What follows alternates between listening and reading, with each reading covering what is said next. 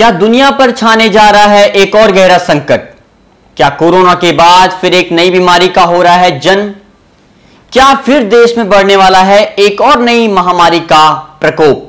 ऐसे तमाम सवालों के जवाब जानते हैं इस वीडियो में।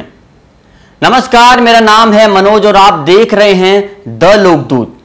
दुनिया भर में दहशत फैलाने के बाद मंकी पॉक्स नामक बीमारी ने भारत में दस्तक दे दी है।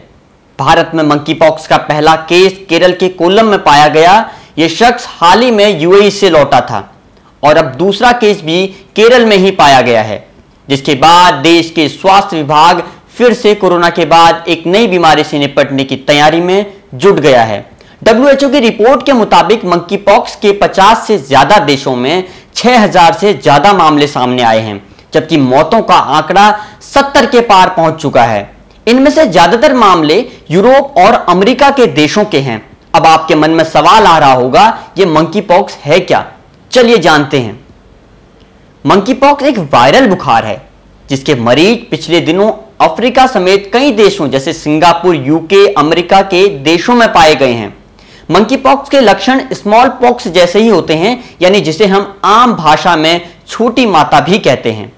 मंकी पॉक्स एक जेनेटिक बीमारी है, जिसका मतलब होता है जानवरों से इंसानों में फैलने वाली बीमारी। आखिर मंकी पॉक्स जैसा फैसिनेटेड नाम रखने के पीछे की वजह क्या है? इसकी वजह है साल 1950 के दशक में जिन बंदरों को रिसर्च के लिए प्रयोग किया गया था, उनमें यह बीमारी सबसे पहले देखने को मिली। तब से ही इस बीमारी का नाम मंकी पॉक्स रख दिया गया। इस बीमारी के लक्षणों की बात करें तो इसमें सबसे पहले मरीज को तेज बुखार, सिर में तेज दर्द, मांसपेशियों में दर्द महसूस होता है।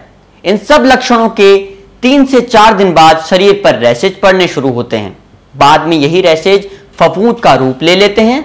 आने वाले 8 से 10 दिन बाद ये फफोले अलग अलग चरणों से गुजर कर झड़ जाते हैं, जिनकी कुछ तस्वीरें आप अपनी स्क्रीन पर देख सकते हैं।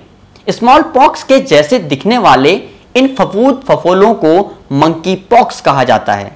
इस बीमारी से ठीक होने में पेशेंट यानी मरीज को 4 हफ्ते का समय लग जाता है। लेकिन इस बीमारी के गंभीर परिणामों की बात करें तो विशेषज्ञों के मुताबिक इसमें 100 में से 10 लोगों की ही मृत्यु होती है। लेकिन ऐसे परिणाम बहुत कम केस में ही देखने को मिलते हैं।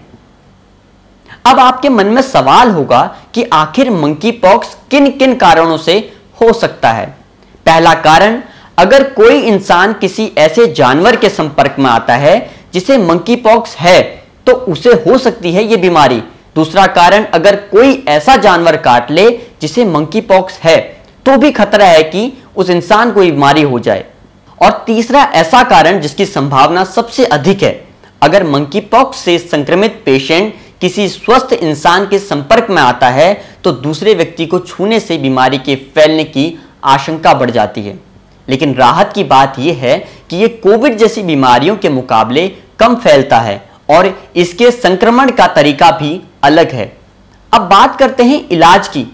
इसके इलाज की प्रक्रिया क्या है? मंकी पॉक्स का इलाज भी बाकी वायरल बीमारियों की तरह ही होता है। इसमें सबसे पहले डॉक्टर द्वारा पैरासीटामोल की गोलियां खिलाई जाती हैं।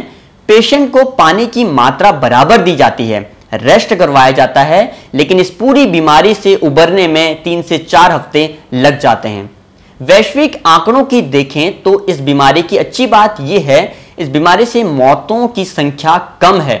WHO के मुताबिक इस बीमारी की अभी तक कोई कारगर वैक्सीन नहीं बनाई जा सकी है, लेकिन इसका इलाज इन दिनों स्मॉल पॉक्स खत्म करने वाली वैक्सीन से किया जा रहा है, जो कि काफी असरदार साबित हो रही है। वहीं नई वैक्सीन पर काम भी किया जा रहा है। लेकिन किसी भी बीमारी और घातक से घातक बीमारी की पहली दवाई हमेशा सतर्कता और जागरूकता होती है। तो सतर्क रहिए, स्वस्थ रहिए। हमारी इस रिपोर्ट पर आपकी राय क्या है, बताइए हमें कमेंट्स के जरिए। बाकी तमाम आपसे जुड़ी ताज़ा खबरों को जानने के लिए सब्सक्राइब कीजिए द लोकदूत।